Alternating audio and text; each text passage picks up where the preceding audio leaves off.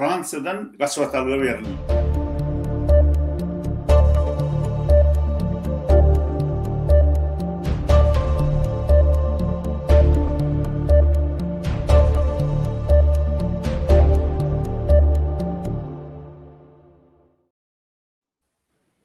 Assalamu alaykum hormatly izleyijiler. Şuň 2 may 2026 ýyl hepdeniňem sişenbe güni hoş geldiňiz. Demokratik Opozisiýa platformanyň kanalyna. Şuň biziň gepleşigimizde ine ahirde paraga biziň ýazyjymyz, jurnalistimiz, biziň taryhçymyz, biziň ýanky neşriýatçymyz gepleşikde geldik. Biziň bilen gepleşer. Ahirde paraga hoş geldiňiz. Assalamu alaykum. Waleyküm selam. Salam gaderli ýyleşler. Ören bir gowy waka bilen bagly şuň bir gepleşik geçirýäs. Onu Nurjanam bir salamlaşdym, toňundan başlap berer. Nurjan, assalamu alaykum, hoş geldiňiz. Salamlar. Salam vatandaşlar. Gow habere garaşýas. Hormatly ýyleşler, ine şu biziň temamyz gepleşiň ýanky 3 million esas manysy. Ine bir gowy birinji gezek Türkmen Demokratik Opozisiýanyň taryhynda bolanda ine biziň dayanç gruppamyz, ýagny Türkmen opozisiýasynyň dayanç gruppasy, adam haklaryny goýan gruppamyň ýoluşmasynyň birini ine Fransa hökümeti Paryja getirdi we şo ýerde gaçwatalyga ýollaryny ýanky özgürleşdirýär. Diýmek, şol evakuasyon ýanky agyr ýagdaýdaky aktivistleriň ýagdaýyny biz çözüp bilip başladyk.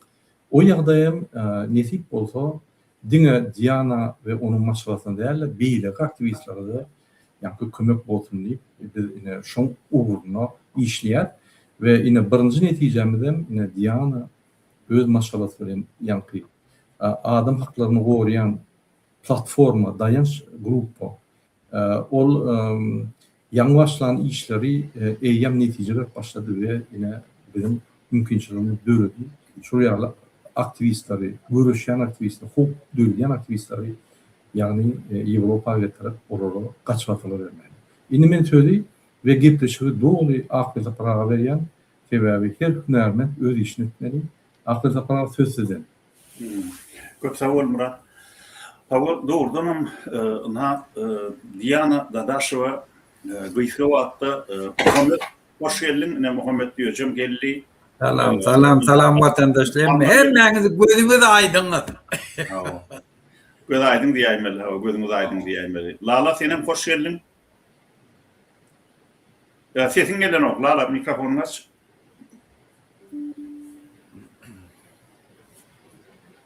Mikrofonuny aç Lala.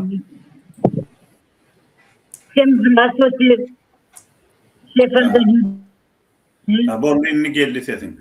Indi ýanky Muradyň aýdyşy ýalyna bugün bir hoş habary halka ýetirmek üçin ýynanyp elbetde Murat ine bu birinji gezek Demokratik Opozisiýanyň taryhynda diýende ol soňky döwrü gözeňine tutýar. Soňky döwrü gözeňine tutýar diýär. Men düşünýän oňa ýöne Demokratik Opozisiýanyň taryhynda biz diýýän onlarça adama günbatardan gaçwatalyk alyp berdik. Biz bilen hyzmatdaşlyk edýän adamlar hem Erkin Türkmenistan TV radiosu bilen hyzmatdaşlyk edýän adamlaryň arasyndan diýýän onuň urak adam ştaýda günbatarda yerleşdiler. Tiýatry gaçwatalyga aldylar. Inni inhanni infonky häzirki täzelikde edil şunyň özünde Ýewropada gaçwatalyga berilen Fransa getirilen biziň kardeşimiz biziň bilen bile görüşüp ýören hem de dayanç gruppasyny döreden ören aktiv işleyen eginleşimiz Diana Dadaşova Ýewropaga geldi. Indi şoň bilen baglanşykly bir Diana Dadaşowaň özüne de oň maşgalasyna da hemmetine gözüňiz aýdyň diýär. Hoş geldiňiz Ýewropa. Hanni öňküden has bir bilimli uşap işlersiňiz diýip umyt edýär. Sebäbi Türkmen halkynyň hemmesiniň Ýewropaga göçüp gelmegi mümkin, her gynansagyň halk elbette şu öz yurdunu gününü görmeli bolýar halkyň köpçüligi. Ýöne iň aktiv siyasatdan aktiv adamlar hökümetin berýän hükümünün bir neme uzaklaşıp Ýewropadan iş alyp barmaly bolýarlar. Şoň üçin hem kynçylyga uçranma birin egin neslimliň Ýewropadan yer alyp bilmegi bir demokratik opozisiýa bir artykmaçlygy. Şimdi bu arada bir neme giňişrek gurrun vermek üçin men ýene de sözü Murat Gurbanowyň özüne geçirýän. Murat Gurban bir giriş hökmünü bu arada gurrun verenden soň onuň bir-birden beýleki çykyş edýänlere geçer. Murat onu sen biraz giňişrek gurrun ver. Ine atı doğru elleştiğiniz akılda para ömümte çıkarıp gelýän ýa-ni aktivistleri, jurnalistleri, adamları gatyw ýöne ine bir ýaş siýasatçy diýen bolýar, bizim gözümizin öňünde birinji gerek. Ýagny şurýaly şu linýadan biz şu aktivisti bez dokument, hiç ýer dokumenti ýok görüli. İyice bunu görüşýän, hukukun aşağına bolan bu gahrman gyýdytyny bolýar. Sebäbi Diana ine ötün ýyl bize goşuldy, demokratik opozisiýa goşuldy. Bir şunu diýýärli, öz toporunu öwretdi.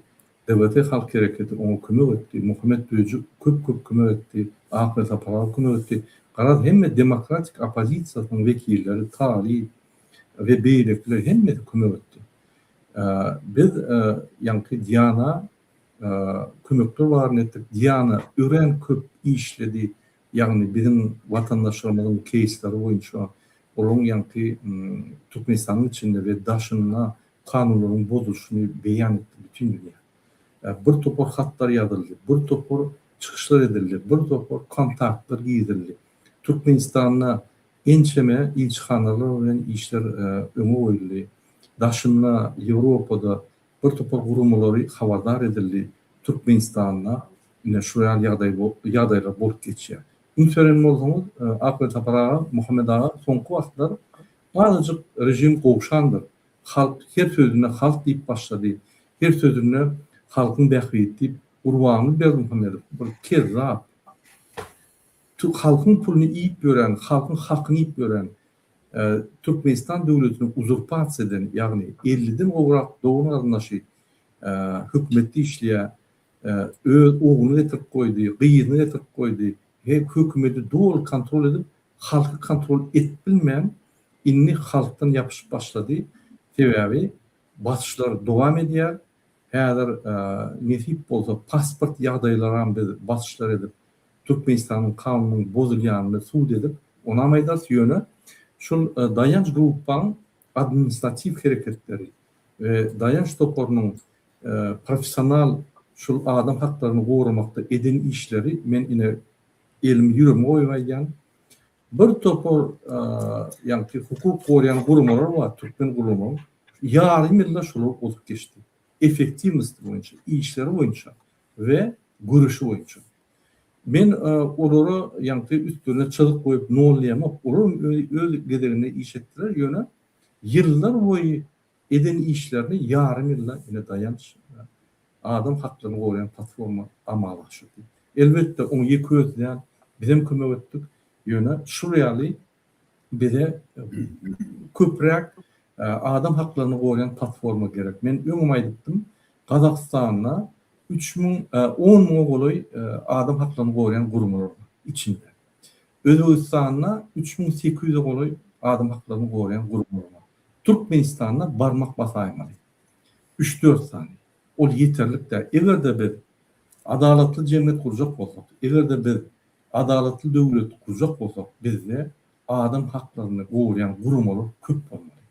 Ine elbetde onu Gurbany Berdimuhammedow etdirmek sebäbi şu ýerde adalatlyk oňa gerek gel, oňa bahalyk gerek we öz dowun almaşlar gerek. Şoň üçin häzir gorkup halk diýip başlady. Ananyň kezzap halk diýip gurlanyna hökmen aňartyna bir zady bar. Ya basyş bar, ya bir awantyur etjek bolýar. Menin sözü şu dayanç grupu boyunca Muhammed Ağa geçirýän, otaň Nurjan apa beraýly Afet apa. Borar elbette.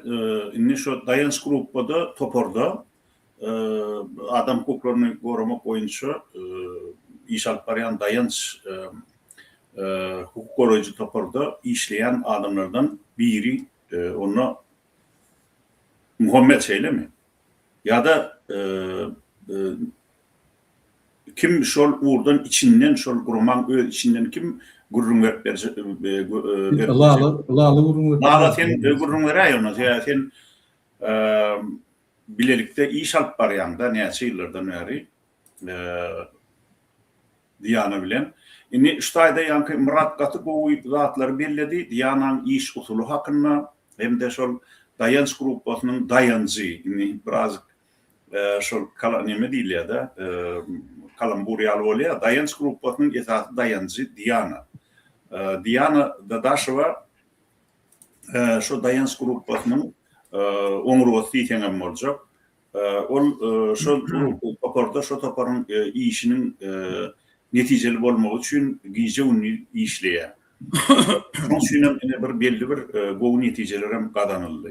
Murad'ın aydışı gıyıska vatta Diyana'nın huzuruyla, Diyana'nın şu iş emirliğiyle dayanış toparı ödünü belli etti.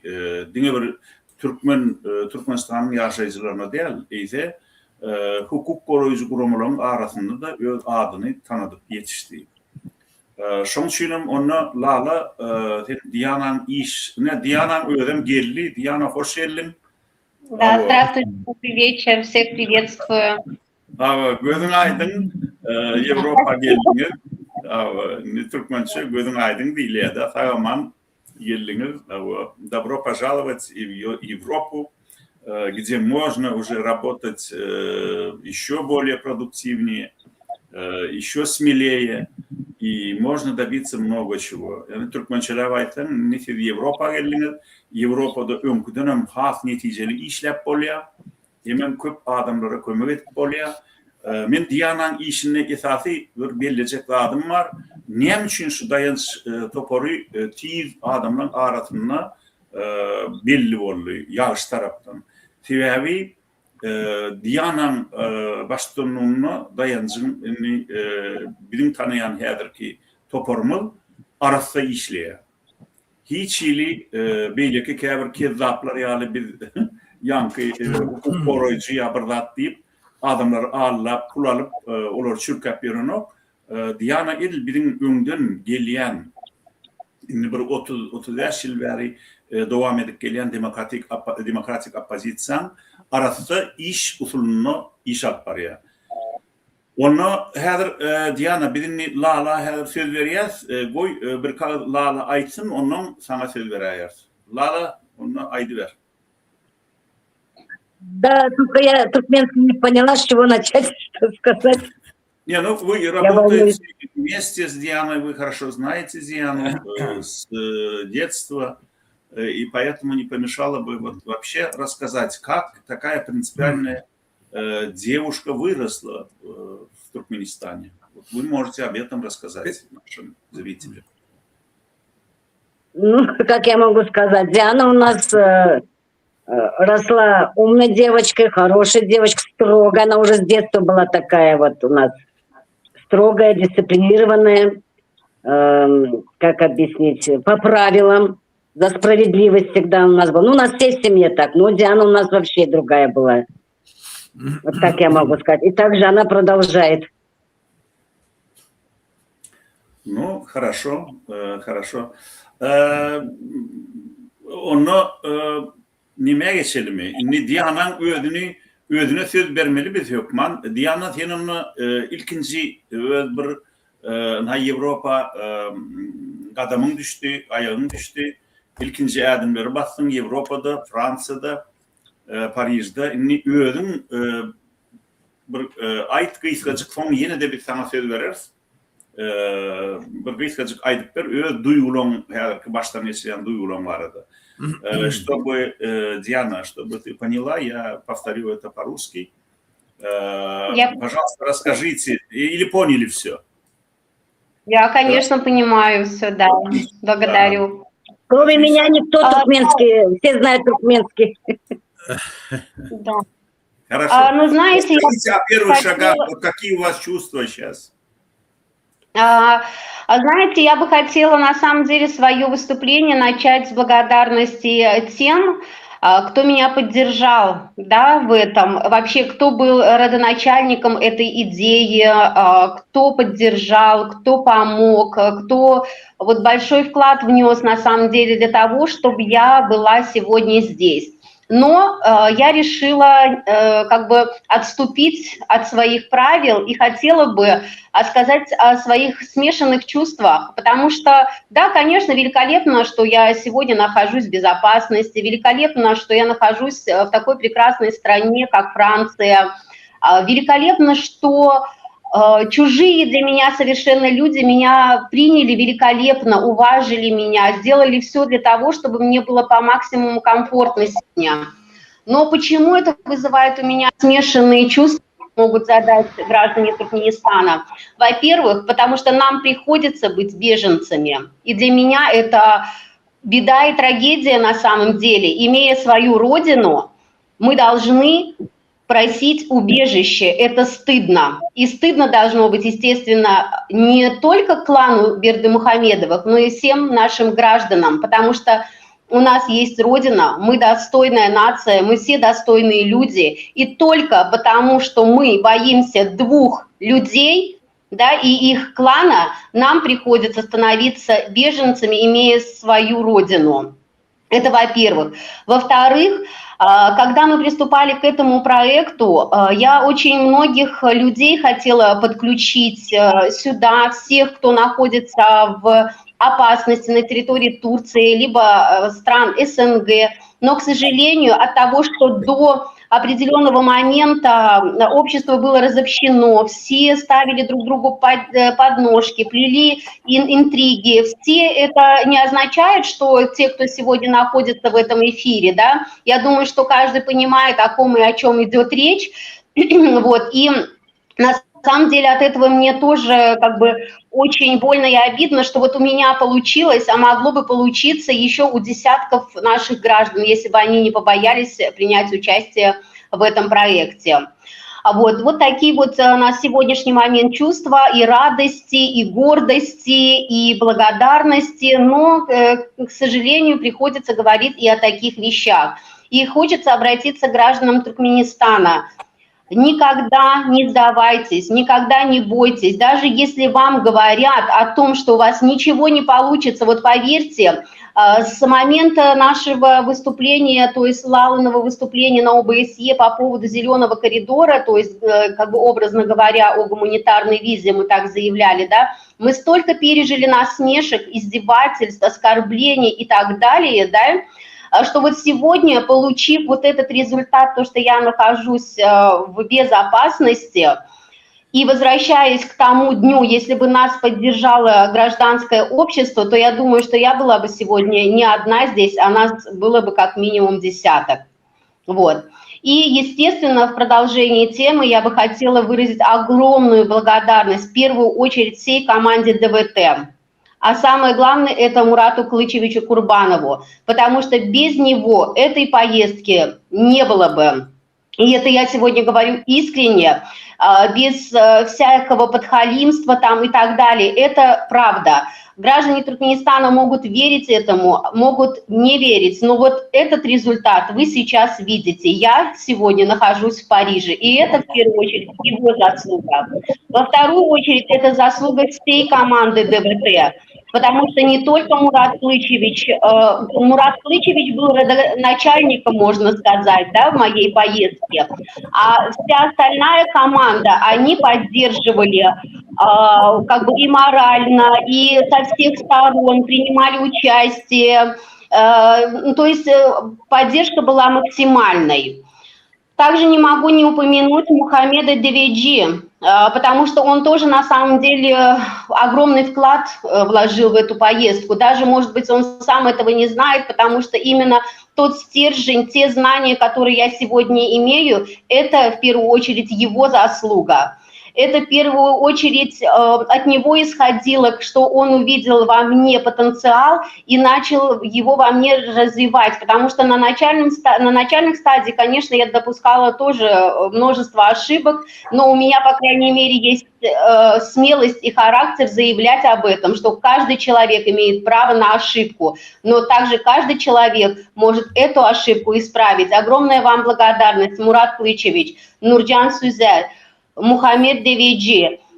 И следующий я перехожу, конечно, к Аквиль Сапару, потому что это был мой личный психолог, если можно так сказать, да, который вывел меня на самом деле из депрессии. Были люди, которые издевались над тем, что я нахожусь в депрессионном состоянии, а этот человек именно вывел меня из этого состояния и как бы направил мою всю вот эту харизму, мой характер в правильное русло, потому что, может быть, на тот момент, если бы он меня не вывел из этого, может быть, я бы не продолжила бы правозащитную деятельность, может быть, я не была бы сегодня с вами, и вообще вот в протестном движении, может быть, меня бы и не было. Огромная вам тоже благодарность. Также еще хотела бы выразить огромную благодарность Международной правозащитной ассоциации «Арго», которые также располагаются во Франции, потому что они тоже несли немаленький вклад в эту поездку. Во-первых, они тоже писали письма, от меня поддерживали. И самое важное, что они мне дали знания в области гуманитарной визы. Поэтому им тоже я хотела бы выразить благодарность.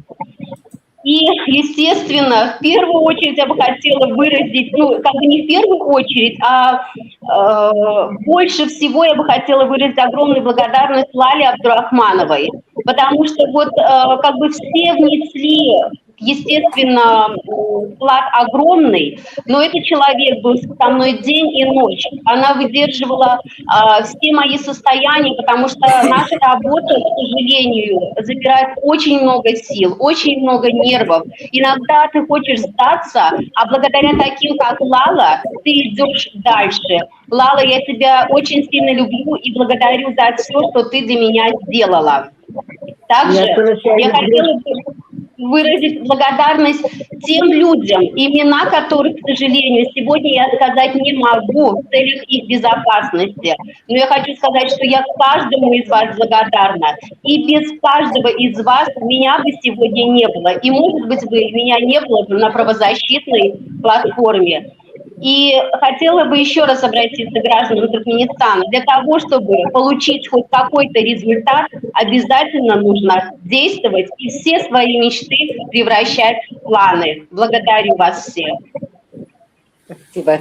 Спасибо, Диана. Спасибо большое. Очень такая эмоциональная речь, одновременно и очень по существу, от души рассказали обо всем, что вот сегодня, именно в этот момент, человек, спасший себя и свою семью от реальной угрозы экстрадиции в Туркменистан, мог бы рассказать своим коллегам и особенно своим согражданам. Спасибо за эту такую душевную, эмоциональную речь. А я сейчас в 2 словах на туркменском перескажу суть вашего выступления. Это очень важно, как я считаю, потому что есть теперь в Туркменистане очень большой процент людей, наших сограждан, которые, к сожалению, уже по-русски не понимают. И мы потом продолжим. Diana Gıytgaç'a ilkinci gününü yani Fransa'ya gelip Avrupa toprağına gelip aydıp bilecek hemen diyetiyle dağıtların arasında ilkinci bilen öğren bir bellemel dağıdı belledi. Men geldim Avrupa geldim yönümün begencim dinge bir begençten nerle gustodum hem gıynanıştanım varatlıydı.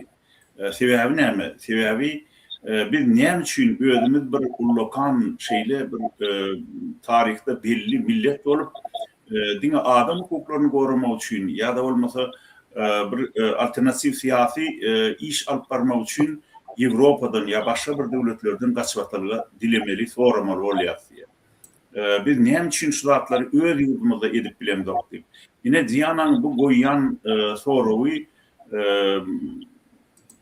gaty köp ýyllardan bäri türkmen opozisiýasynyň öňünde sorawlar. Bütün türkmen halkynyň öňünde duran soraw. Diýana dogry diýär, ýene bir zady bellidi. Biz şunu ýüz görüp gapyrga syrýar şu meselede halka kän gaty gaýrymda diýmejek bolýar. Şu halky hiç zatda günälemejek bolýar. Ýöne ünferin ştada Diýana egerde birin halkymyz has aktiv bolsa, mundan edenini gujurly ýapyşdy bu işlere, onu biz gaşary ýurtlardan gaçyratmaly gözlemeli bolmazdyk diýär. Men şuna dogry goşulýan adamlar.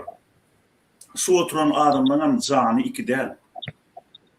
Muradyňam, Gültaparyňam, Nurjanyňam, Muhammed Ýöjüňam nazar dämi inim sen adam.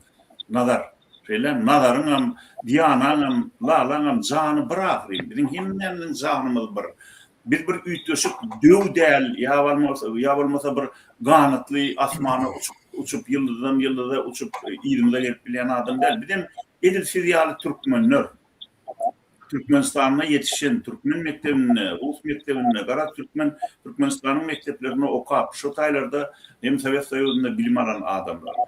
Diýmek, egerde biz şuň öz pikirimizi açykdan açyk aýdyp bilýän bolsak, diňe öz hakymyzy talap etmek bilen oňman, halkyň hakyny talap edip bilýän bolsak, özüm çyndan talap edýän bolsak, onu diýmek her bir adam görüşip biler.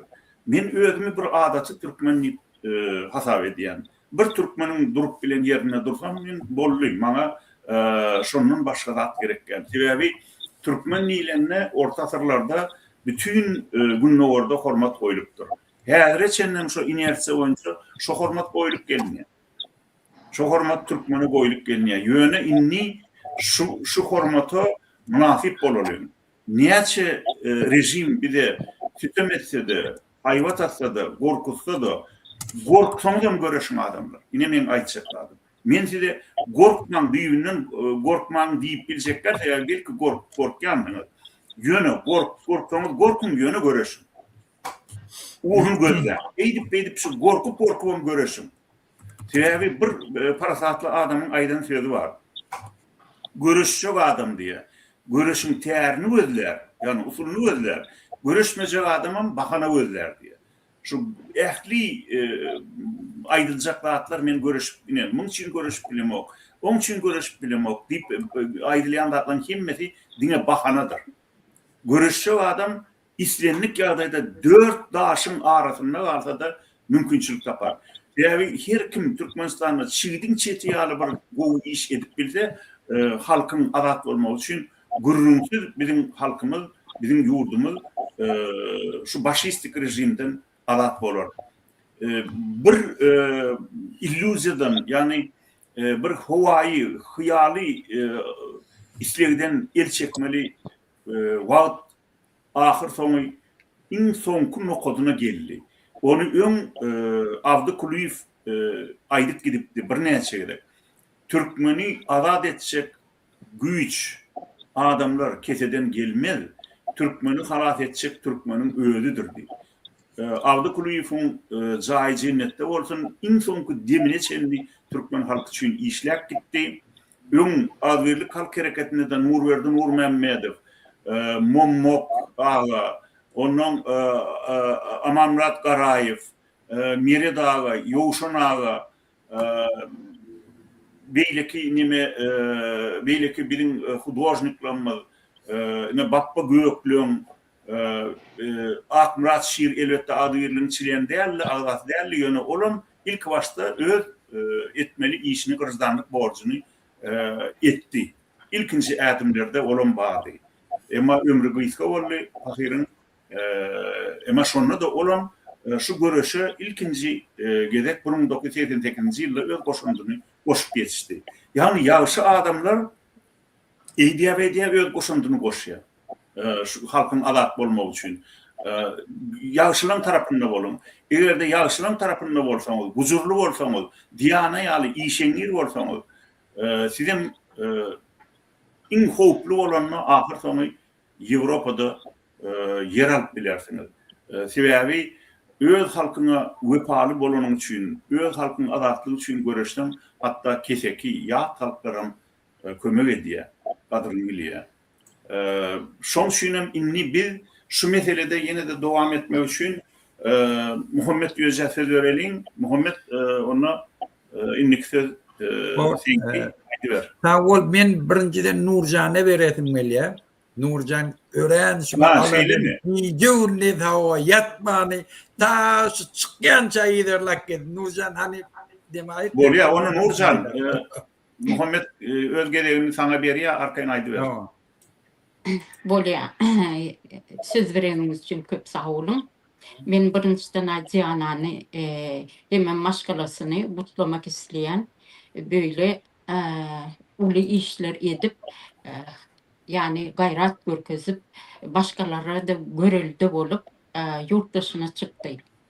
Yöne men berde bir aydasım gelende biz yurt dışına çıktı deyip hem beğeniyaz men öz şahsi nemem nýeňemäýden hemem gynanýan. Biz yurt dışına çıkıp yani çıkmalı deyip hasap edemek. Biz onu mecburiyetten çıkyaz. Biz öz vatanımıza gitmeli. Öz vatanımızda şunyali beğenip, gülüşüp efirler etmeli. Yani inhaşvat gorku deydiniz, gorkuyunu dövmeli. Biz oğurluk edemiz yok, cimrilik edemiz yok. Hiç kimin hiç tadına gözümüz yok. Biz de öz azatlığımızı talep ediyoruz. Yine şonun için biz o rejimden korkmalı değil. Gayta aytmalı, dile getirmeli hemmemiz. Ağız ver olmalı. Ana onu biz birdatlar ederiz. Beydip sınsırap yurt dışlarına çıkmak mecburiyetine kalmarız deyip düşünüyorum. İkinciden köp sağ olsun aytmak isteyen yani şu çıkmakta Diananyň maşgalasının çıkmağına hem özünün ulu goşandy var hem de başka bizim devlete toparı Muhammed Ýöjäň yani özü hem indi o dayanç grupada padrukovodstwom Ýöjäň men bilşim ýaly işleýär. Mudama maslahat sorýar, mudama geňeşýärler, akylly neme jogaplar alýarlar, bile işleşýärler. Indi demek isleýän lala da gaty yani begenýän akylly iki sany gyzymyz lala hemem Diana bularyň bunýaly bir çesne boldukları için, adaletli boldukları için men onun bu gyzlara bizim tanımal yani jurnalistimiz Akbel Sapara, Muhammed Ýöjä hem de Ruslan Metiýew koordinatlaryny verdim. Dedim bu gyzlar öňe giderler. Yani bular işleşip bilýän arasy gyzlar deyip yani ananyp berdim. Yani men anancımı yere dökmediler. Yani beğenýän, gowanýan bular bu işler başladılar. Efirler edip başladılar. Gatty beğendim, gatty buýsandym. Yani köp sağ olsun aýdýan.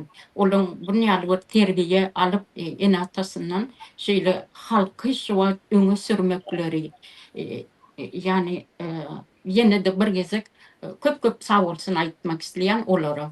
Bir de perde arkasında köp kömek eden oğlanlarımız var. Men gatı minnetdarım. Biz ağız verirlik daim olsun. Her zaman biz guvanalı, yani biz ağız verdik. Yine de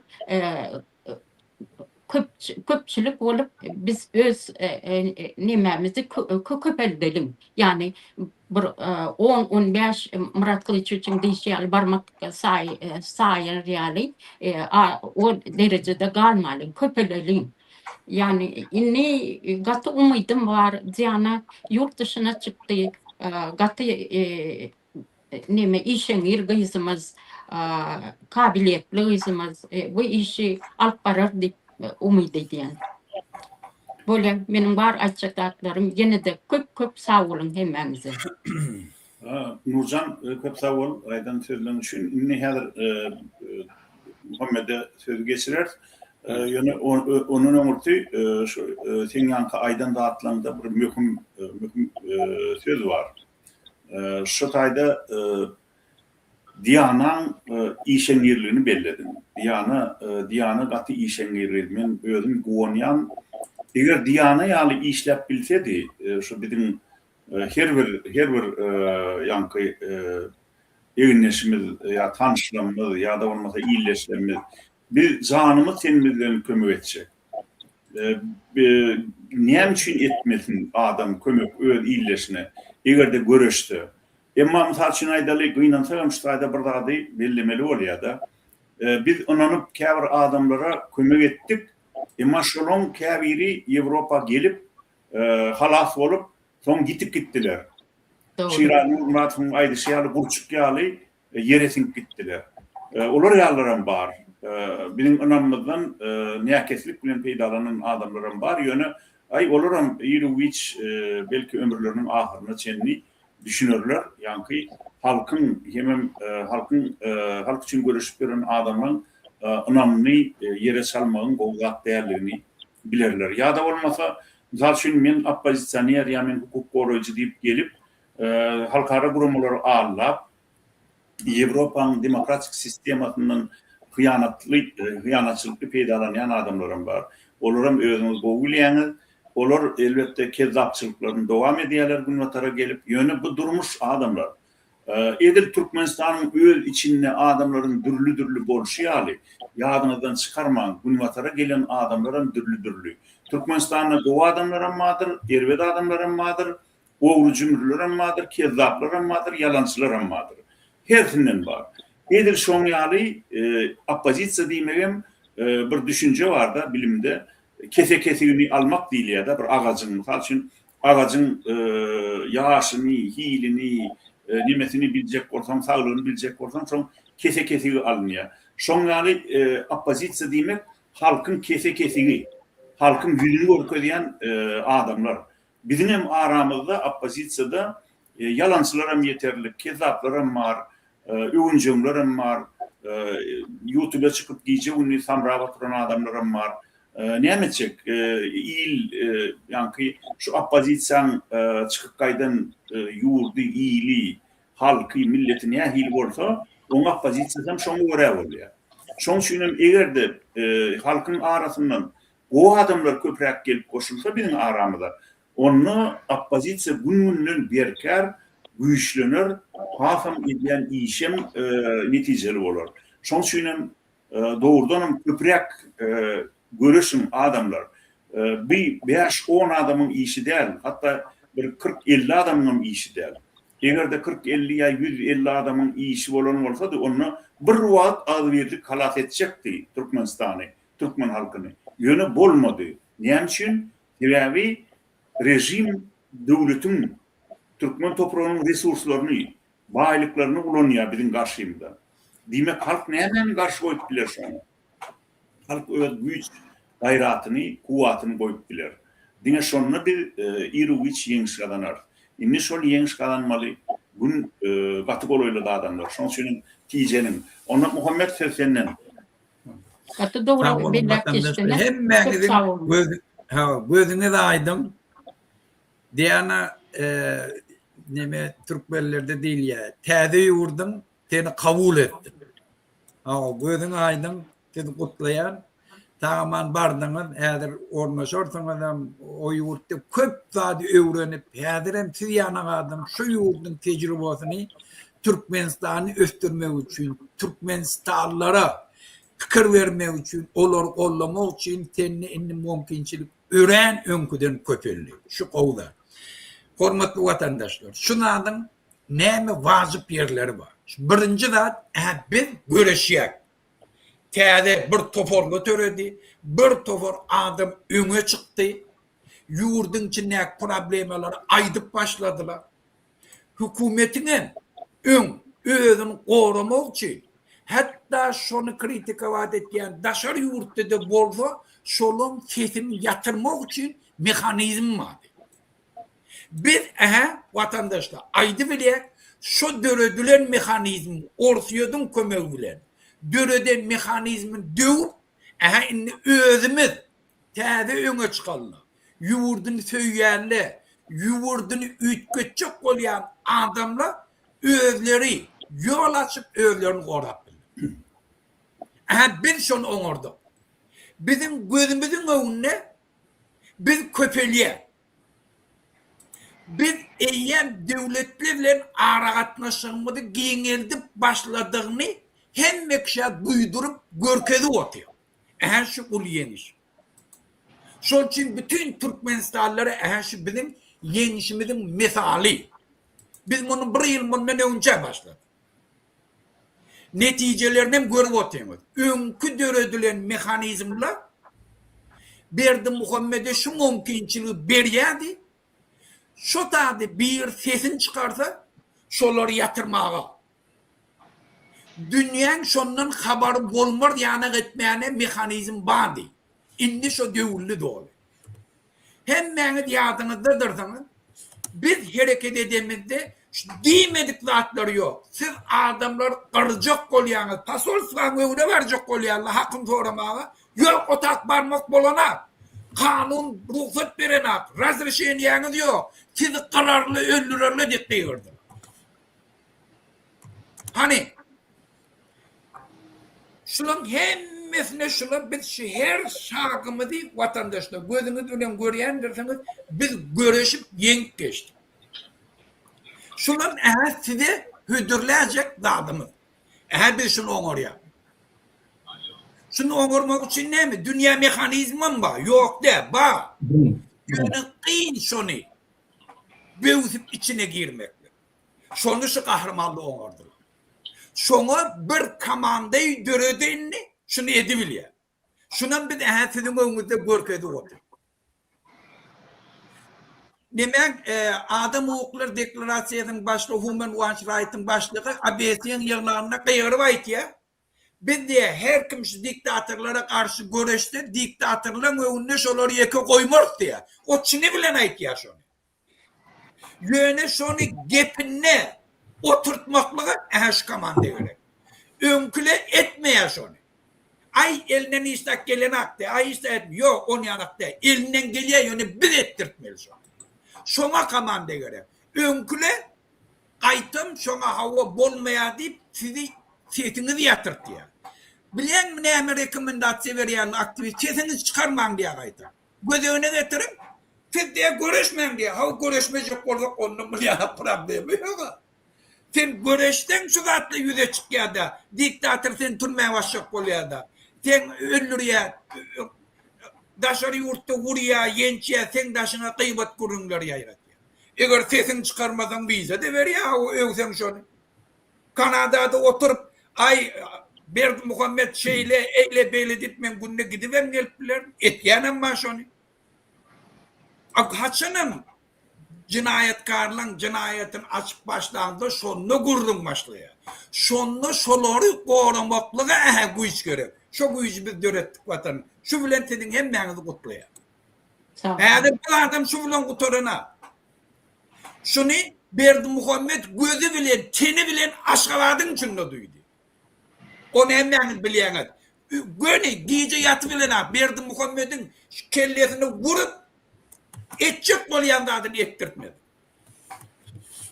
Doğru. Etçik bolyan da adını ettirtmedik vatandaşlar bilin. Etçik bolyan da adını ettirtmedik. Şu oğlanın dehmeti bilen, yağdamanı, anamlı, ananıp barayan yollar. Sesini yatırdı bilmedi. Şimdi ben hükümetin için nekler edecek oluyor. Görünüz gözünüz bilen, bütün dünya devletleri inni göz yetirdiler. Türkmenistan bir cinayetkar devlet, halkını zor bilen saklaya, halkını kısıp saklaya, halkını kul edip de şun özü bir hov bütün dünya. Şol için vize verip başladı. Şu vize almak için yöne seyretmeyen vatandaşlar. Görüyen dersiniz engelleyen bu inni devletle göz yetirdiler. Berdimuhammed'in karşısında bir çalada hakın torap bir zat etti, Berdimuhammed şunu yok edecek. Daşarı yurtta da olsa hemme yolları hayırlanıya şunu alıp gidecek. Ben şunu inni devletle priznavat ettiler. Şu gurdum. Çözülüyor. İnni bir varıp men canıma hop avanya diyenle eyyem olabiliyor. Hava hop avanya. Şuna stopor yetirdi. Şoları anandırıbildi. Berdimuhammed şun yana hopluluğunu dünya. Stoporun iyiliği derli görüşü. Önküle etmediler şu an. Abid edip başladı. Şol için Berdimuhammed'e minni korkuyor. Hükümetin için ne ki işleyen? Pasorsıvadaki işleyen. Gözünüzü bilen görün getiren adamlama. Yine geliyor. Gözünüzü bilen görün. Siz cinayet iş et yani. Biz hak iş et yani. Biz adam hukuklar deklarasyonu dünya normatifi boyunca hareket. Biz cinayetkerde siz cinayet edip şu oğulları alıp gidecek oluyor. Sizin hükmen nakaza eder. Fransiyeti de şuna ait. Ön Kanada ait. Beyleki devletli. Size şuna ait yerler. Siz eğer halk sesini çıkardı, öne çıktı, hakkını talep etti, şoları ziyan yetirecek olsanız, siz cinayetkardırsanız, Fransa devletinin karşısına gittiğini dediği şu. Şu subutnaması. Siz iyi güç, adam hukuklar deklarasyasının karşısına gittiğin adam hükmünne, siz suut bolacağınızı Fransa'ya size abyavid et ya. Karamzade Berdimuhammed Fransa'ya sana şuun ait ya. Sen bir cinayetkar, sen halkın tağlayan, köseyen, halkın Türkiye'nin içinde kıynanıp her kim sesini çıkardı, vuruyan, yençeyen, biz hem şunu size göz edip getirdik. Haberdar oldu. Vatandaşlar, hükümetin içinde alt giderleri var ha. İnni şu hareket bilen şunu düşünmeli. Biz şunu subut ettik, şüphe edaşevlen. Hükümetin içinde akıllı. Bizim tutuklu yatan aktivistlerimize azar verecek olmam. Ola kahramanlar, şolara azar verseniz. Bütün dünya sizi cinayet işini kaldırıp sizi suud eder. İrviç edilersiniz. Şu an şunu Suriye'de ediyorlar. Dünyanın kötü yerlerine prezident bolsan ne mola suud edip türmede yatarsın. Şol için bizim aktivistlerimize de attım. Biz Türkiye devlet edemeyiz. Yalandan Türk devletle birleşik falan deyip ağlayacak olma. Diktatörle birleşik bilen Türk milletle baylıklarını oğurlayacak olma. Fransa'ya gelip Türkmen aktivistlerini kollaya Türkiye olsa ben sizin kardeşiniz falan deyip Berdimuhammed bile bilelikte Türkmenistan tağlaya. Ona demeyecek. Bir direkt ağlayabilmersin. Bizim sesimizin güçlü, baatlı. Bizim izimizin devletler var. Murat Ağa ne çekecek? Pribaltika devletlere gitti. Fransa devlet yoldaşlıkla buluştu. Nimenki bilen, Ukrayna'nki bilen. Siz şunu gözüne tutun. Devletlerini bizi kollaya. Ben şunu açık sizin hemen daydı. Borlu vatandaşlar ben şunu açacaktım.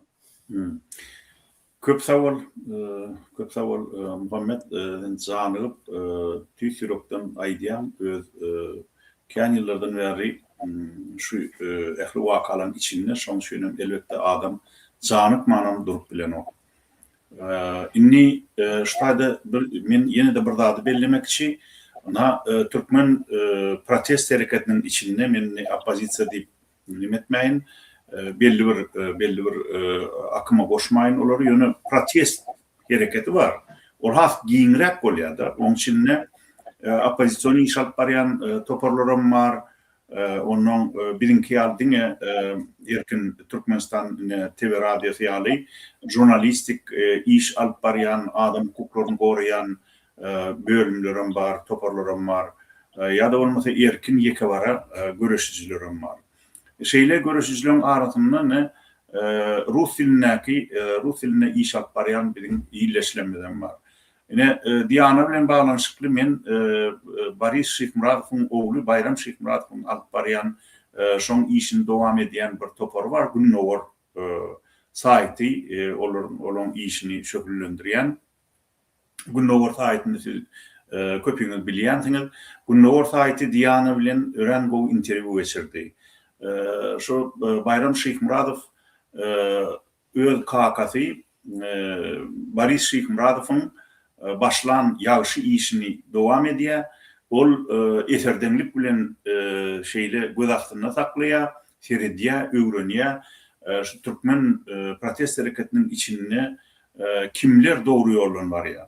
Şu doğru yoldan barýan adamlar bilen olar interwiu gurmaýarlar, interwiu geçirýärler.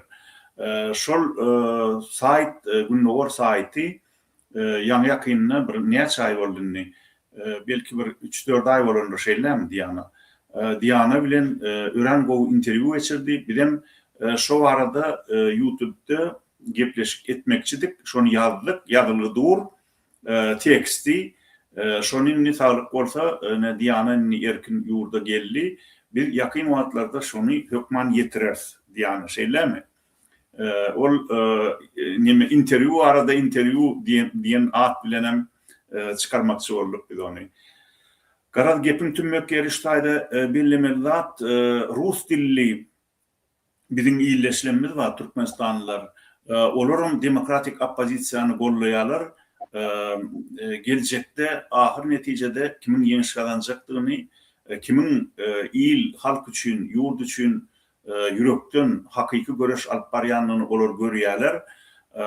Emma olin türkmen diline geplesede şu demokratik oppozisiýa bilen türkmen şoň türkmençe gepleşikler türkmençe iş alyp barýan böle bilen rus dililen arasyna çöp atmak isleýän kezzaplar bar.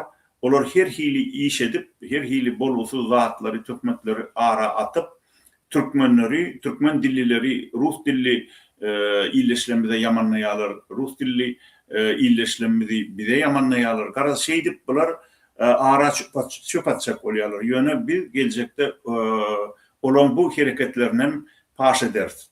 Sebäbi faktlar elimizde bar, ýığnanly. Şoň üçin egerde siz gelecekde eşitdiňiz nemsal üçin Bayram Şıkmuradowyň toparynyň alyp barýan işleri bilen demokratik oppozisiýanyň häzirki alyp barýan işleri uğurdaş işler. Ruslan Miýatiýewiň alyp barýan işem tüýs halka gerek iş. Türkmenistanyna gelecekde demokratik guruluşyň ýeňme üçin edilýän örenmekim işler. Biz gelecekte Ruslan Miýatiýewiň topary bilen hökman bilelikde iş alyp barar diýip inanýar. Iň bolmanda biziň maksadymyz bir olaryň ören düýpli işler edýärler bizem.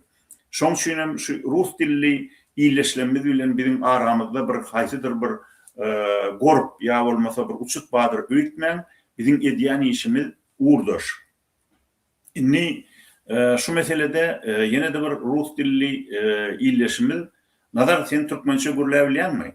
Nazara söz vermekçi eger türkmençe gurlaýa bilsen türkmençe gurla, bolmasa tapawdy ýok. Eger rusça diňe rusça gurlaýan bolsa onu rusça aýdyp bilersin. Assalamu alaikum.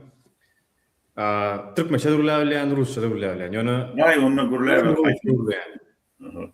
Hemmekçe düşünýär. Здравствуйте всем, дорогие друзья. Я поздравляю Диану с вашим безопасным прибытием в Париж. Я надеюсь, что в дальнейшем из Парижа вы сможете проводить все больше акций и все больше дел. И я желаю вам успехов, потому что сейчас вы прибыли в безопасную страну, вам больше не нужно жить в напряжении, вы можете спокойно проявлять свою работу в этот мир, в интернет и спокойно быть активистом. Я очень рад за вас. Это очень-очень хорошая новость. И это значит очень много для ДВТ, и также для Даянш-платформы, и также для всех активистов, кто борется с нынешней властью Туркменистана. Потому что мы видим, что нас слышат, и наш голос, он на самом деле доходит до людей. И это то, почему мы с вами все сегодня здесь. Я очень рад за вас. И также хочу воспользоваться моментом и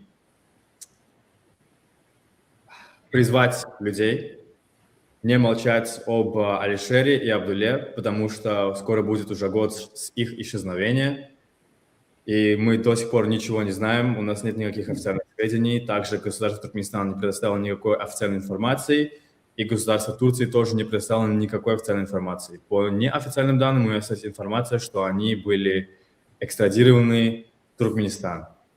И воспользовавшись этим моментом, я хочу призвать всех смотрящих, всех наших зрителей сегодня, чтобы вы не переставали молчать и не забывали об этих двух активистах. Спасибо большое зрителям. Также, Диана, еще раз я вас очень сильно поздравляю. И я хочу также высказаться в пользу Мухаммед Давиджи и Акбар Сапар. Вы все правильно сказали. Все тут все правильно сказали. Я сидел, слушал. Я абсолютно с вами согласен. Хочу добавить только то, что мы, как туркменский народ, который живет за границей, вот как Акбар Сапар сказал, мы такие же туркмены, как и вы, которые ходили в такую же туркменскую школу, в таком же туркменском городе. Скорее всего, жили где-то по соседству с вами. Но, как видите, из-за того, что у нас более демократические взгляды, и мы не согласны принимать систему, которую нынешнее туркменское государство выстраивает для людей, нам приходится жить за границей, так как с нашим мышлением мы не в безопасности в нашей собственной стране. И так же, как я поздравляю Диану, также я немного сожалею о том, что нам всем приходится уезжать из страны, если мы не соглашаемся с властью, если мы также пытаемся бороться за свободу. Я надеюсь, что в ближайшее время или как можно скорее это все изменится, и мы с вами сможем встретиться в Туркменистане и строить государство с демократическими ценностями и со свободой слова. Но пока что мы находимся все за границей. Я знаю, что мы не перестанем бороться за свободу, мы не перестанем бороться за тех людей, которые были арестованы или которые были насильственно подверглись исчезновению. Мы будем бороться за них, мы будем бороться за себя, и мы также будем бороться за туркменский народ. Да, я надеюсь, что мы сможем сменить или как-то вдохновить народ на то, чтобы власть в Туркменистане сменилась, и мы сделаем для этого все возможное. Спасибо большое всем. Спасибо, Назар. Очень хорошее такое пожелание и поздравление в адрес Дианы и семьи Дианы, а также обращение к нашим согражданам. Это очень уместное такое обращение. Я бы хотел на русском буквально в двух словах повторить то, что я говорил уже на туркменском. Мы чувствуем солидарность с группой Байрама Шихмурадова. Спасибо ему за то, что он продолжает добрые дела своего отца Бориса Шихмурадова. Мы также чувствуем солидарность с группой Руслана Мятиева и других наших русскоязычных соотечественников. У всех у нас одна и та же цель – построить в Туркменистане правовое демократическое государство. То, что кто-то из нас говорит и пишет на русском или на туркменском, это не может нас разделять. Пусть каждый пишет, говорит на том языке, на котором себя чувствует уверенно или получил образование на каком языке. А так у нас цели одни и те же. И ни в коем случае мы не должны давать возможность поссорить нас. И надо быть начеку, что все-таки номенклатурная оппозиция, она время от времени делает такие попытки поссорить нас. Нам это давно известно, но и вы, наверное, уже хорошо об этом знаете. Значит, поэтому мы желаем успеха и группе Байрама Шейхмурадова, и группе вот Гундогар. Они ведут очень хорошую, нужную работу. Я читаю их материалы. Это хорошая журналистская, публицистическая работа. И политическое видение ситуации тоже совпадает с нашим видением. И так что мы постоянно будем совместно бороться. Пусть это каждый отвечает за свои действия сам отвечает, но тем не менее мы чувствуем постоянную солидарность и единство нашей борьбы. Особенно хочу отметить, что Гундогар стал очень хорошим профессиональным таким сайтом в журналистском отношении. Это отрадно, что наши русскоязычные сограждане болеют душой за нашу родину. И теперь тогда снова я перехожу на туркменский, и Мурат, онна енетен нема айдвилжек koşmaça bir aytacak atlan var mı? Diana arzulan var mı? Belki cemlemek vakti gelendir. Sağ olun, Ahmet Aparal, sağ olun hemmemede. Şu efire gelip öz isteklerini ve öz fikirlerini paylaşacağımız için. Ben bir Osço'da aytacak, Türkmençe'de aytacak da kıyıtkaça. Вот если вы посмотрите на этих людей, которые на экранах, да, это не только мы, в Европе находится еще больше, тысяч людей. Каждый человек, если бы мы не эмигрировали бы, мы в Туркменистане поменяли бы судьбы 100 тысяч миллионов людей в хорошую сторону. И очень жалко, что мы вкладываем свою энергию, свое старание в другие страны, развиваем других людей. Я, например, во Франции, у меня куча сотрудников, куча людей тренирую, куча хороших вещей делаю, которые я мог бы делать в Туркменистане большим успехом. Точно так же каждый. Точно так же те люди, которые не в экране, тысячи людей находятся, десятки тысяч людей за пределами. Это очень печально. Очень печально, что какие-то люди, мерзавцы, находятся у власти, воруют у людей богатство, воруют богатство страны и, узурпируя власть, превращают их жизнь в ад. Люди вынуждены уехать из страны. Это очень печально. Так страна не развивается. Никогда. Никакая страна. Так страна уходит назад. То есть отрицательное развитие. Это я хотел сказать о ситуации. Теперь относительно Дианы. Диана самостоятельно вот недолгое время начала работать, как я только что говорил. Она добилась очень больших успехов. Получила очень огромное доверие народа. Это очень трудно за короткий срок. И более того, у нее есть желание изменить судьбу туркменского народа, изменить судьбу страны, изменить ситуацию в стране Туркменистан. Диана не первая и не последняя туркменка с украинским происхождением, которая этим занимается. Я тем самым хочу чуть-чуть задеть весь туркменский народ. Seyreden Ukraynalı yeri Türkmenistan'ı önümesin. Türkmenler için görüşlerini gördün mü? O zaman sen nevaplı, sen daşoğlu, sen marlı, sen eyle beyle o sözler gerekler. Adama var. Ola bir ikinci Diana Türkmenime Türkiye'de ananın ben neye çeyrek bunu saklayan? Dur kıssanma, yoş. Öne çıkma, izki planını işle. Zaten neye çeyrek şunu da öne çıkıp interview verip adamın haklarını olarak öz dokumenti yok. Öz yağdayı kıyın. Bunu gözle yapıyorlar. Men MHM'den havalar alayan, bunu alkıtacak bolyalar. Şol yani hukukta da giyce oyunu hareket etti. Kuartiyasının çalışmalı oldu. Yani öz yerin çalışmalı oldu. Ondaşından yani bir topar hatlar yazıp Türkmen hükümünde basışlar etti. Bizim bilen durmadı. Demek eğer de Diana şunu hukukun aşağına başıp bilen olsa demek şu mesele başıp bolacak. Şunun için yine ananın Fransa şeyde var ulu devlet, şeyde var güçlü devlet, adam hakları için bunlar sen hiç tadına seyretmeye kim olaydın? Amerika'dan kaçıp gelen ortada şunu da yani kaçıp atamı veriyor. Şunun için yine Türkiye'nin içinde bez dokument, hiç tadı yok, pulu yok, hiç tadı yok, alkayttırdı, getirip bana Paris'de kvartiyere rahat edip yapıyor yani. Men diyecek olanlarım şuraya mümkünçilikler hemmelerde de var, dine diyanlarda da. Biz hareket etmeli. Bizim maksadımız kaçıvadan almak değil. Yani bizim maksadımız şuraya görüşen adam. Hakikat için görüşen. Şunun için Fransa alkayttı.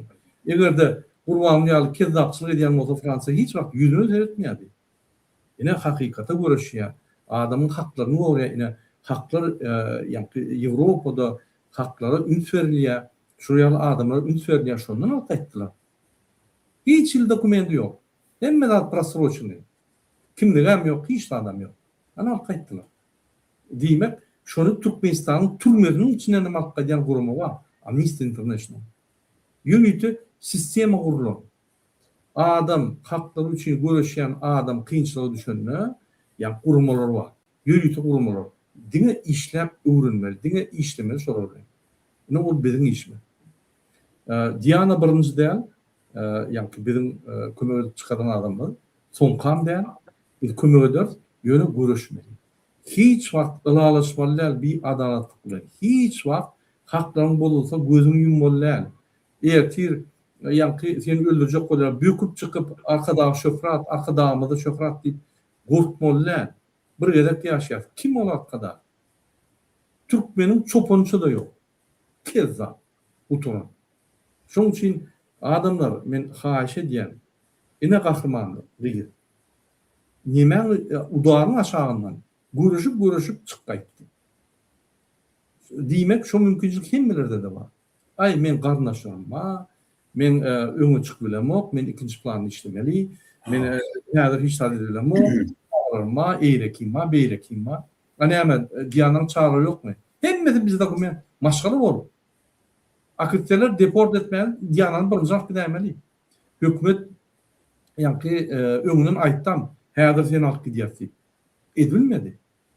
Demek hükümet hemmedat başap bilen ok. Demek hükümetten Türkmenistan'ın içinde başap bilen. Onun siz dım otuyorsunuz. Siz dımmasanız şuna başarılı. Häzir gıyılık başladı halk deyip. Kurban olayım. Halkın yankı halk olmasa devlet yok. Bizim hemme diýen rahatlarımızı häzir qaytalap başladı. Ol korkup diýen. Ol basılanını boyun alýar. Şonuň için entek yine şu 6-7-10 adamın edeni işi bir 1000 adam dağı şu yola çıkıp görüşäýse kaçık diýerler bular. İçinde revolüsiýa etmek Amerika, kalma Amerika, kaçık diýerler. Siz özüňize inanmaly, görüşmeli. Görüşmek gerek bolsa, maňa info gerek. Hem de adam gülýär. Görüşmek gerek bolsa, akbel zapara info zat gerek. Ya Nurcan apa, ya Muhammed Döýce, ya Diana, yine Ýewropa geldi. Ya Nazara Ýewropada. Yok, bizim vicdanımız var. Biz adaletli için, öz halkımız için görüşmeli. Biz görüşüyor. Şu işimizi biz yatırmayalım. Sen bizim doğun anlaşılmalı, türme sokay. Senin doğun anlaşılmalı Avrupa'da. Bizim onun çevresinde. Bize bir derdin mi? Bizim dersen. Şeydik görüşten, onu bulur, yani düşünüyor. Şu yolu düşünüyor. Yönü, biz kanunun çıkmalı. Maksimal kanunu yemeli, kanunu yürümeli. Olur kanun olsa bizim hakkımız var kanun olmana. Lejitim defans değil. Yani din agramdı, özün korumak değil. Şunun için hormatly ileşler, men yeni olarak hem meňizin adınızdan, DBT Halk Hareketi'nin adından Diana'nı kutlayan, Диана, поздравляю вас. Это успех не только на гуманитарном деле. Вы на себе лично показали, что гуманитарная виза возможна. Какой бы ситуации ты не был, без документов, под депортацией, в поиске, там, тебя ищут везде, все равно это возможно. Поэтому успехов тебе во Франции больших. Мы рядом, поможем, все, что надо, сделаем. Теперь надо по-другому работать, более грамотно, более результативно. И юридически вы можете теперь открыть и Даянч-группу, и больше оказывать юридическое влияние. Здесь есть очень много организаций, в которых Туркменистан находится, подписал эти конвенции, эти соглашения. Мы можем иметь большое давление на них, и мы должны это делать. Поэтому что печально, вот 6-7 человек борются, да, остальные еще где-то 100-200 им помогает, это уже хорошо. Это я вот благодарю этих людей. Они на заднем плане, но они иногда больше нас делают. Я благодарю очень. Но этого недостаточно для народа целого. Что такое 100 человек из 4 миллионов? Это ничто. Это даже не 0,001%. Это ничто. Поэтому эта свобода нужна всем нам. Какое имеет он право не позволять кому-то не выезжать, или не приезжать домой, или не видеть своих родственников, или наше право на работу, или какое он имеет право это останавливать? Он должен нам служить, наемный менеджер, сидит, запрещает и сидит и себя Бога строит. Смешно, просто смешно. Просто идиоты, я их по-другому назвать не могу. Отец и сын идиоты. Поэтому не надо это, как говорится, принимать. Надо бороться против этого. Где бы вы ни были, кем бы вы ни были, в какой точке бы вы ни были на этой планете, надо за это бороться. Почему? Это страна, которую завоевали наши предки, наши родственники. Бердымухамедовы к этому никакого отношения не имеют. Абсолютно. Они сделали так, чтобы забыли мы всю историю Туркменистана, поставили своих родственников, отца, деда, мать. Второй идиот по названию Сапармурат Ниязов вообще себя в Бога превратил, свою мать, там, детей, отца героями сделал. Они герои, Ниязов, Гурбангулы, Сердар Бердымухамедов. Но если эти герои не совершали героических поступков, привели Туркменистан в катастрофу, какие они герои? Какие они лидеры? Это просто люди, которые никогда в жизни не должны управлять не то что государством, никакими, значит, объединениями. Они недостойны этого, они нечистые, они грязные. У них очень много коррупции, у них очень много криминала. Это криминальные люди. Их надо гнать метлой и очень быстро. Вот я об этом хотел сказать еще раз. Я поздравляю всю семью Дианы. Bienvenue en France, как говорят французы. Добро пожаловать во Францию. Франция, как говорят русские, Богом поцелованная страна. Действительно, здесь жить, работать приятно. Все приятно здесь. Люди очень добрые, вежливые, очень высокообразованные. И они очень сильно обращают внимание на гуманитарную помощь другим народам. Очень много людей сдаются во Франции, очень много получают убежище. Даже Эйнштейн сдавался во Франции, получил убежище и жил во Франции. Поэтому добро пожаловать. Трудности будут, но эти трудности вы пройдете, я думаю, очень легко. И мы есть возле вас, вы не волнуйтесь, мы поможем все, что мы сможем сделать. Поэтому я благодарю всех зрителей, Ахмед Сапара, Мухаммеда, Нуржан Апа. Большое спасибо вот от Нуржан Апа. Она очень сильно переживала. Мы вчера почти всю ночь общались по поводу переезда, очень сильно волновались. Они скрывали от меня много чего, но это мы отдельно поговорим. И вот я все равно вот до глубины души очень рад. Как я говорю, я горжусь тем, что вот Диана смогла доказать, показать всему туркменскому народу, и мне в том числе, это возможно, это работает, и это надо делать. Спасибо. Мурат Кылычевич, вы не обижайтесь, мы вас, чтобы сохранить ваше здоровье, потому что вы туркменскому народу, вы нужны, мы без вас тоже никто, вы наш руководитель, поэтому мы решили сделать вам сюрприз. Так что вы нас не ругайте, девочку опять Диану поздравляю, еще раз поздравляю. Haqiqatlıyız, молодец, и ulu goşantılar goşar deyip gatı ulu umidimiz var. Murat, sağ ol Nurcan, bu yürekten çıkan sözleriniz için. Şimdi şurada men bir Sovet dövrünü yaşak geçen en ulu şahirlerin biri, Türkmenin en ulu hem ören öz boluşlu bir Hıyro'dan dörenliyede Türkmenler, eğer de Samarodak değilse, şu Rus dilinde Samarodak diye bir söz var da, yani payet Samarodak değil ya. Duyduğansız bir nimeden çıkan şeyle ütleşik. Türkmen dilinde şuna Hıyro'dan dörenliydi ya da Hıyro'ya dören. Bappa Göklüm diye bir şahirimiz vardı. Şeyle ulu şahir, Yekece kitabı çıktı neresem diri gelip yorka. Olam yanlışmasam tergin şemallayıp çağırlar için yalan koşullarını çıkardılar. Ama ullar için koşulları şeyle bir gunt yağlı ağramlı koşulları hiç vakit kitap edilip çıkarılmadı.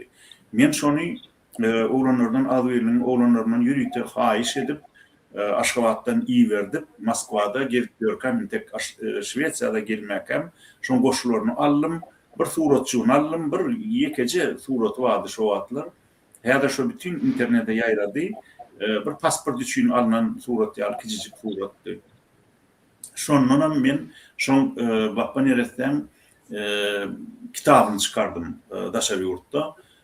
Yolma kuşunga anlatın deyip. Onu yatlayanın sebebi şu babam şol kitabında bir boşluğu var. Şu mantığına aydayin. Şunu şeyle tetirler var.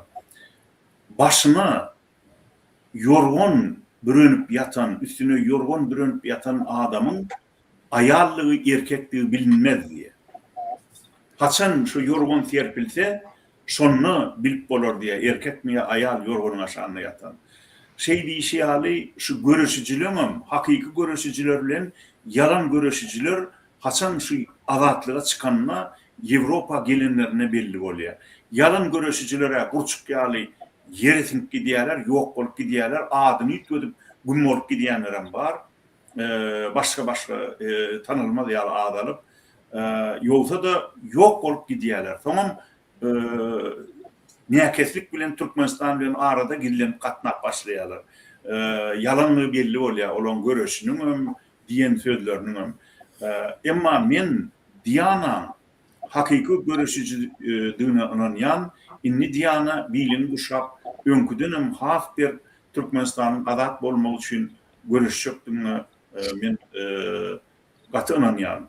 Men bilen bir katarda Muradam inanyandır, Nadaram, Muhammedem, Nurcanım, himme bizim illeşlenmeden. Sen ilki baştan, bolca oğlun baştan belli değil. Şiyali, ödün hakiki görüşücülüğünü görközdüm. Şon şuyunum sana umut ulu. Türkmenler adatça aydiya bir oğul olanına bizim bir yumruğumuz arttı diyorlar da. Şu kadimden gelen söz. Eğer de kimin oğlu olsa ne hemen oğlu, gıyılma oğlunun iseler değişip bir yumruğumuz arttı diyorlar da. Şun men şol nakli bizim Ukrayna Türkmen gıyılımı Diana bilen bağlı ulanmakçı. Yine bizim bir yumruğumuz arttı. Bugün erkin yurda, erkin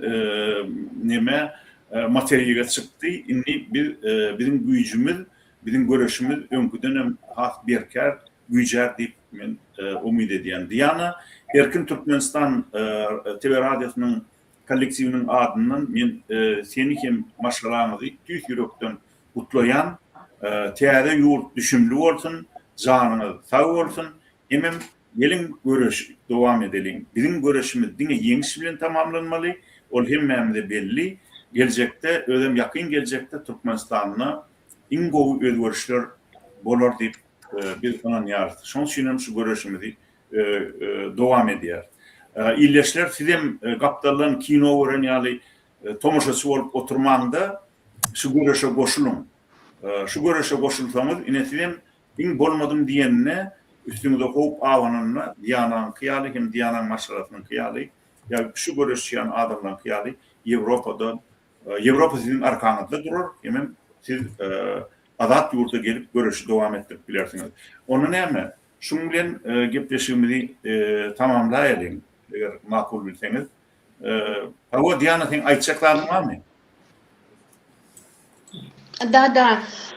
Вот мы сегодня очень многое сказали, но я бы хотела дополнить сегодняшний наш разговор тем, что вот когда мы запустили акцию, чтобы предотвратить транснациональные репрессии, если я исчезну, не молчи, это произошло после того, как пропали, насильственно исчезли, то есть не пропали Алишер Сахатов и Абдулла Урусов.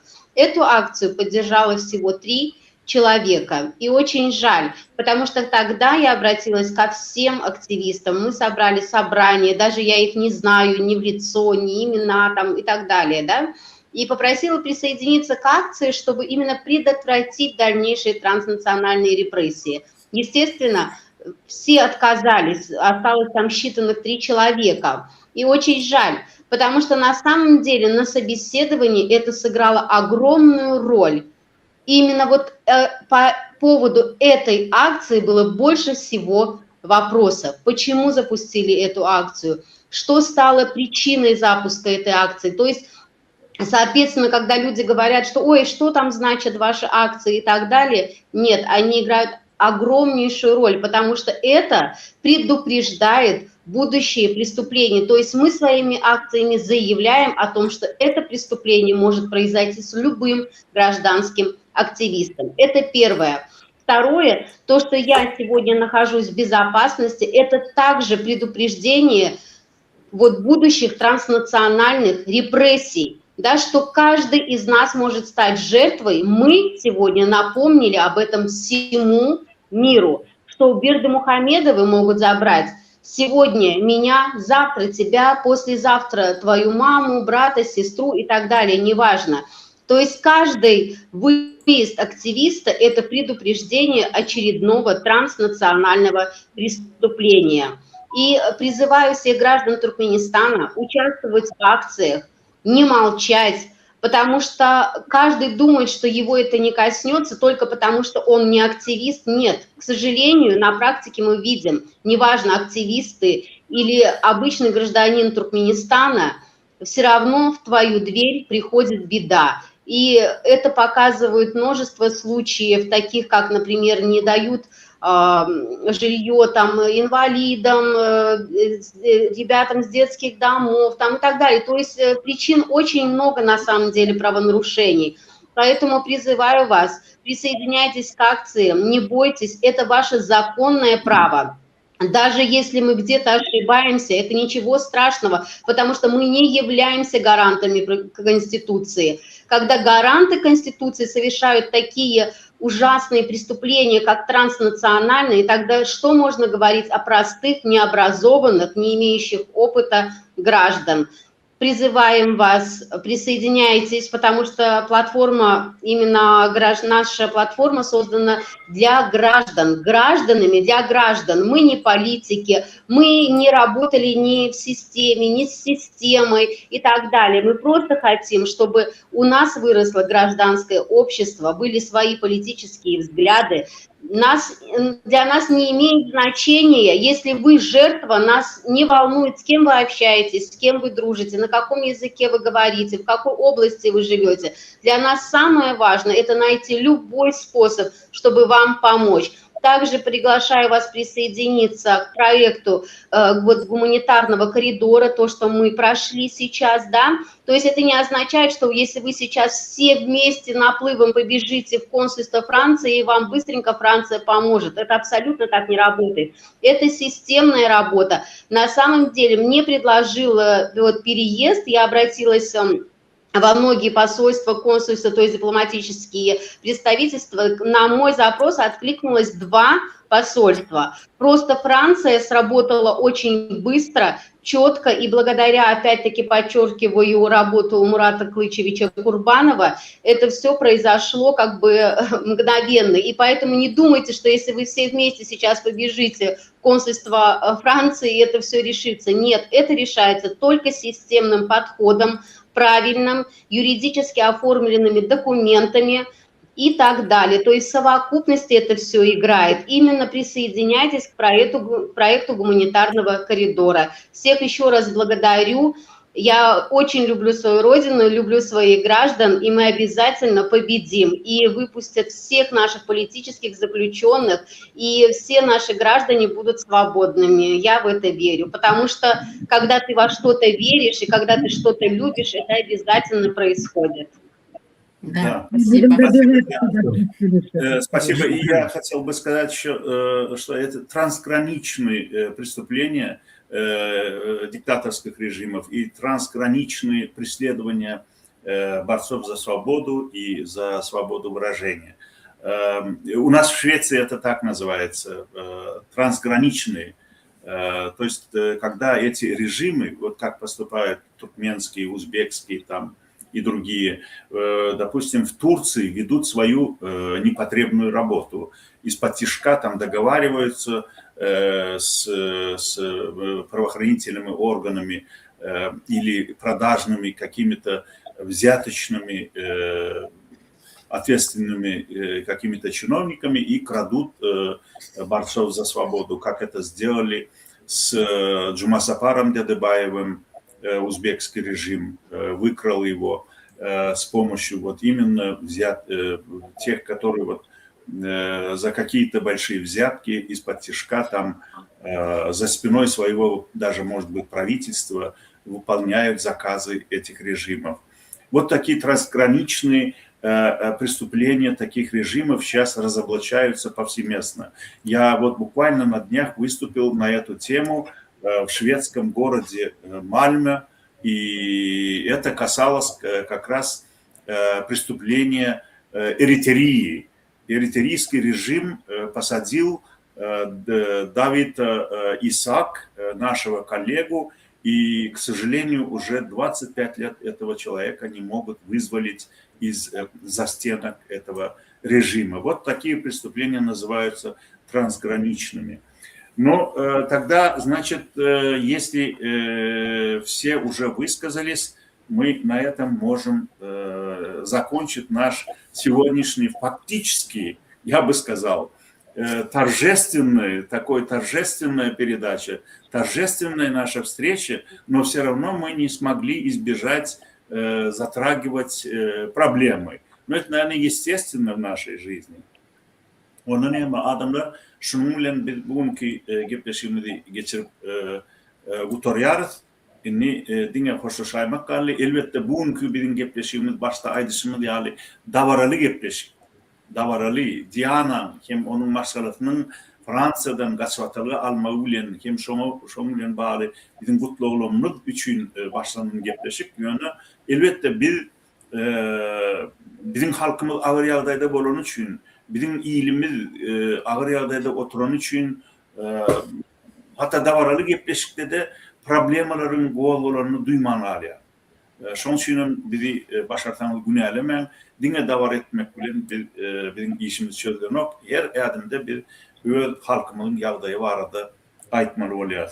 Onun yani adamlar şunun bilen bir öğül gepleşimizi geçirip oturuyor. Yine de efirde duşayansa hoş sağ olun. Hoş sağ olun. Hoş sağ olun. Sağ olun.